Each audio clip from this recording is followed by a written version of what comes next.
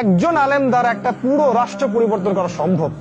ইবনে তাইমিয়ার কথা আপনারা জানেন, ইমাম আবু হানিফার কথা জানেন, ইমাম ইউসুফের কথা জানেন, ইমাম মুহাম্মাদের কথা জানেন। কত ইমাম চলে গেছেন, আমরা তো কিছুই না তাদের সামনে। নবীজি বলেছেন আকাশের চাঁদটা যত উজ্জ্বল অন্য তারার চাইতে, সাধারণ মানুষের উপরে আলেমদের মর্যাদা এতটা উজ্জ্বল।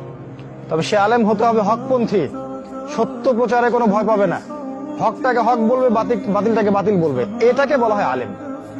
এবং জানা অনুযায়ী আমল করবে। তো একটা ব্যক্তিত্ব দেখাই, ইমাম মালিক রাহিমাহুল্লাহর কথা বলছি, বা শোনেন। বাগদাদের সব আলেমরা ফতোয়া দিয়েছিল যে ওই যে ঠিকা বিবাহ করাটা জায়েজ।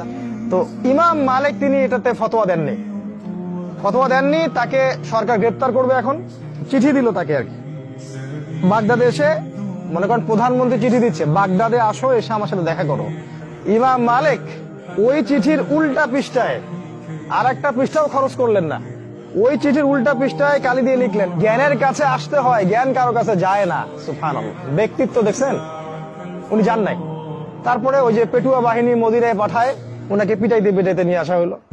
আজকে আমাদের আলেমদের প্রতি নসিহত থাকবে এটাও, যে কোরআন এবং সুন্নাহ এটা আমানত আল্লাহর পক্ষ থেকে, হকটাকে হক ভাবে প্রচার করতে হবে। এবং আপনি একজন আলেম দ্বারা একটা পুরো রাষ্ট্র পরিবর্তন করা সম্ভব। ইবনে তাইমিয়ার কথা আপনারা জানেন, ইমাম আবু হানিফার কথা জানেন, ইমাম ইউসুফের কথা জানেন, ইমাম মুহাম্মাদের কথা জানেন। কত ইমাম চলে গেছেন, আমরা তো কিছুই না তাদের সামনে। তাই আলেমদেরকে শ্রদ্ধা করবেন, সম্মান করবেন, তাদের কাছে পড়ে জ্ঞান শিখবেন। আর তাদেরও উচিত হবে সত্যটাকে প্রচার করা।